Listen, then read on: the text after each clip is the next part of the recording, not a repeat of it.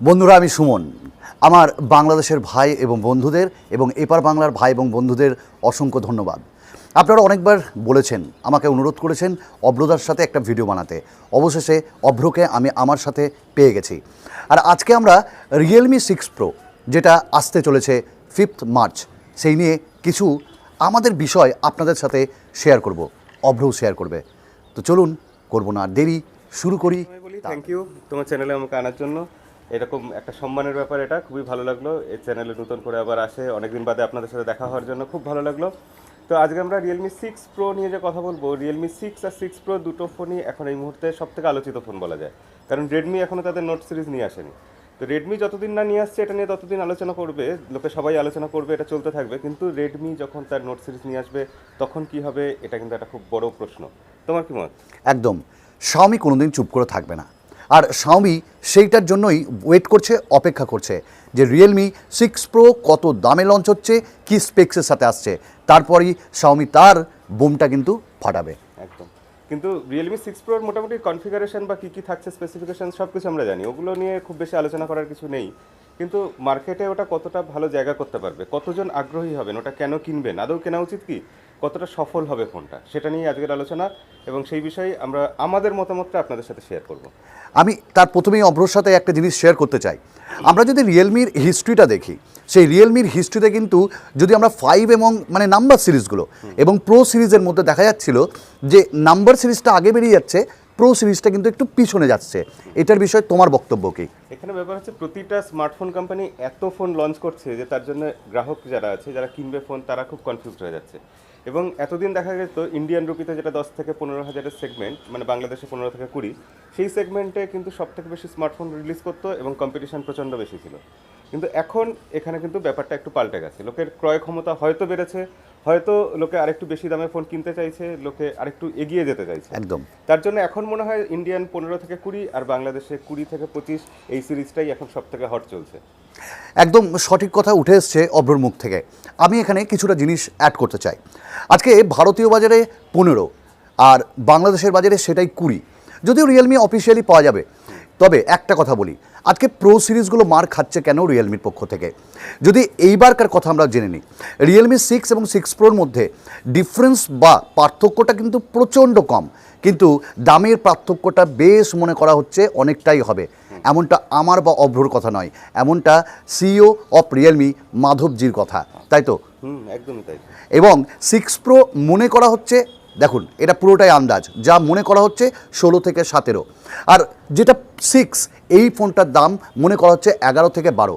তাহলে হিস্ট্রিতে দেখা গেছে 5 সিরিজ সর্বদা 10,000-এর নিচে আর প্রো সিরিজ সর্বদা 15,000-এর নিচে। তোমার বক্তব্য? আমার বক্তব্য, এবারও দাম খুব একটা বাড়বে না, কারণ এটা একটা হাইপ ক্রিয়েট করা হচ্ছে যে দাম বোধহয় একটু বাড়বে। কারণ রিয়েলমি যেরকম আমরা এর আগে দেখেছি, যখন 5 প্রো রিলিজ করেছিল সেই একই সময় মার্কেটে ছিল রিয়েলমির এক্সটি, তারপর বেশ কিছুদিন বাদে আসলো রিয়েলমি X2। কিন্তু এক্সটির জন্য রিয়েলমি 5 প্রো এই ফোনটা কিন্তু মার্ক হয়ে গেল, সেটা ততটা সফল হতে পারলো না যতটা হওয়ার কথা ছিল। উল্টে রিয়েলমি 5 যে ফোনটা খুব বেশি সফল হবে না আমরা ভেবেছিলাম, সেটাই ফোনটাই বেশি সাকসেসফুল হয়ে গেল। আমি এখানে একটা ছোট্ট কথা অভ্রকে না বলে পাচ্ছি না।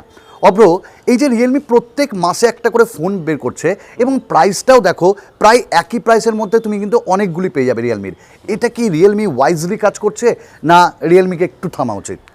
না, প্রতি মাসে ফোন লঞ্চ করছে এবং প্রতি সেগমেন্টে এত ফোন লঞ্চ করছে, ওটা ওদের কোথাও না কোথাও তো একটা বিজনেস স্ট্র্যাটেজি আছে। একদম। ওদের ওখানেও বড় বড় বিশেষজ্ঞরা বসে আছে, তারা খুব একটা ভুল করবে এরকম না হওয়ারই সম্ভাবনা বেশি। তাদের স্ট্র্যাটেজিটা সম্ভবত এরকম, আমরা যেটা আন্দাজ করতে পারি, যে যখনই আপনি কোনো ফোন কিনতে যাবেন, আপনার যাই বাজেট হোক না কেন, সেখানে রিয়েলমির তরফ থেকে কিছু না কিছু অপশন আপনাকে দেওয়া হবে। একদম। অ্যাকচুয়ালি টাকা আপনার পকেটে আছে, আপনি কিনতে যেতেন এর আগে আপনাকে দেখানো হতো একটা বা দুটো ফোন, কিন্তু সেই সেগমেন্টটাকে ধরে রাখবে প্রত্যেকটা সেগমেন্ট, সেটা 5 থেকে 6 হোক, 10 হোক, 15 হোক, 20 হোক, সবথেকে কিন্তু রিয়েলমি থাবা বসাচ্ছে। আর আমি কিন্তু খুব অ্যাপ্রিসিয়েট করছি রিয়েলমিকে, কারণ যদি কম্পিটিটার না থাকে কম্পিটিশন কিন্তু জমে ওঠে না। হ্যাঁ, একদম তাই। প্রতিযোগী ছাড়া প্রতিযোগিতা হয় না, কখনো না। এবং তার জন্যই ক্রমশ কোয়ালিটিটা ইমপ্রুভ করছে, ভালো ভালো ফোন আসছে, আমরা ভালো ফোন পাচ্ছি, কম্পিটিশনের জন্যই সব হচ্ছে। আমরা শেষ করব ভিডিওটি, তবে তার আগে রিয়েলমি 6 প্রোকে নিয়ে বেশ কিছু 4টে কথা বলবো। রিয়েলমি 6 প্রোতে একদম এখানে কিন্তু আমি কিছু রাউন্ড সিরিজ ওকে প্রশ্ন করব। অভ্র, রিয়েলমি 6 সিরিজে গ্লাস থাকবে না পলিকার্বনেট থাকবে? আমার ধারণা গ্লাসই থাকবে, কারণ রিয়েলমি বলেছে যে তারা যেটা 6 সিরিজ সেটাকে প্রো ভার্সনের মতো করে ফেলবে, আর যেটা প্রো সেটাকে আরও বেটার কিছু করবে। রিয়েলমি 6 প্রোতে অবশ্যই থাকছে গ্লাস, এবং প্রসেসরটা শোনা যাচ্ছে কোয়ালকম স্ন্যাপড্রাগন 720G, 730G আর 720Gর মধ্যে যে কোনো একটা পার্থক্য বলো, খুব হাইপ ক্রিয়েট হচ্ছে। সেরকম কিছু পার্থক্য নেই আসলে, ডে টু ডে লাইফে ইউজ করতে গেলে কোনো পার্থক্যই আসলে চোখে পড়বে না। ওই নাম্বারগুলো না শুধু শুনতেই মনে হয় এটার থেকে ওটা একটু বড়, ওটার থেকে এটা একটু ছোট, খুব বেশি কিচ্ছু তফাৎ নেই। মানে 720G আর 730G আপনি কোনোদিন নোটিসই করতে পারবেন না, দুটো জাস্ট ক্রায়াতে একটু ডিফারেন্স আছে।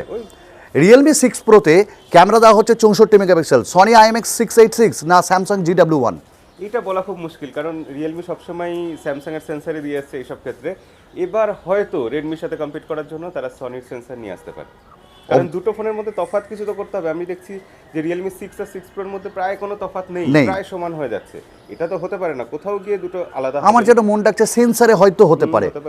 আচ্ছা, রিয়েলমি তো এত ভালো কাজ করছে, আমি নেব 6 প্রো। আর একটা কথা, রেডমি নোট 9 প্রো কবে আসছে মনে করা হচ্ছে? আমার ধারণা রেডমি নোট 9 প্রো রিয়েলমি যে সেল আছে 15ই মার্চ সেল হবে, তার আগেই অ্যানাউন্স হয়ে যাবে নোট 9 প্রো। কারণ রেডমি কখনোই চাইবে না যে রিয়েলমিকে এরকম খোলা একটা জায়গা ছেড়ে দিতে, যত ইচ্ছা ব্যবসা করো। এবং খুব তাতে একটা হাইপ আসবে মনু জয়েনের কাছ থেকে। একদম, এটা হওয়া অবশ্যম্ভাবী। এবং এখানে আমি একটা কথা বলতে চাই, আমার মনে হচ্ছে রিয়েলমি 6 ফোনটা এবারও সাকসেসফুল হবে যেরকম রিয়েলমি 5 হয়েছিল। একটু আগে যেটা আমরা আলোচনা করলাম, প্রো বোধহয় একটু পিছিয়ে থাকবে। তাহলে আমাদের দুটি চ্যানেলেই তো আপনারা আনবক্সিং ও আনবাস রিভিউ পেয়ে যাবেন। তবে একটা কথা না বলে ভিডিও শেষে থাকতে পারছি না, অব্র, রিয়েলমি এবং শাওমির মধ্যে কোন ব্র্যান্ডকে তুমি একটু আগে রাখবে তাদের ডেডিকেশনের জন্য? আমি কোনো ব্র্যান্ডকে কখনো আগে রাখি না, সবকটা ব্র্যান্ডই সমান আমি মনে করি। এবং সেক্ষেত্রে আমার মতে যে ব্র্যান্ড যখন ভালো কাজ করবে তখন তাকে এগিয়ে রাখতে হবে, এটাই একদম সিম্পল সাধারণ কথা। কারণ কোনো ব্র্যান্ড আমাদের জন্য না, আমার জন্য ফোন বানাচ্ছে না, তারা তাদের ব্যবসা করার জন্যই বানাচ্ছে। এবার যখন সে ব্যবসার জন্য ভালো ফোন দিচ্ছে, আমরা তার মধ্যে থেকে বেছে নেব কোন ফোনটা বেটার, কোন ফোনটা বেশি ভালো আমার নিজের জন্য। খুব দামি কথা পেলাম। অর্থাৎ ফোন কোম্পানিগুলো আমাদের জন্য নয়, তাদের প্রথমে ব্যবসা দেখে, তাদের প্রফিট দেখে, আর প্রফিট দেখার পর আমাদের কথা আসে। তাই আজকে এই জিনিসগুলো নিয়ে আমরা আমাদের ভিডিওটি শেষ করলাম। আপনাদের মূল্যবান বক্তব্য অবশ্যই কমেন্টস করে জানাবেন, আর আপনাদের ভিডিওটা কেমন লাগলো অবশ্যই জানাবেন। আমার ভিডিও ডেসক্রিপশানে অভ্র চ্যানেল, অর্থাৎ বলার কিছুই নেই, টেকসাই গাই দেওয়া থাকলো। যদি সাবস্ক্রাইব করে না থাকেন আমার দর্শকরা, অবশ্যই সাবস্ক্রাইব করবেন। দাদা, তোমায় অসংখ্য ধন্যবাদ অভ্র আমার কাছে আসার জন্য। না, ধন্যবাদ দেওয়ার কিছু নেই। আপনাদের সবার সাথে এতক্ষণ সময় কাটাতে পেরে আমারও খুব ভালো লাগলো। দেখা হবে আবার পরের ভিডিওতে। আজকের মতো বিদায়।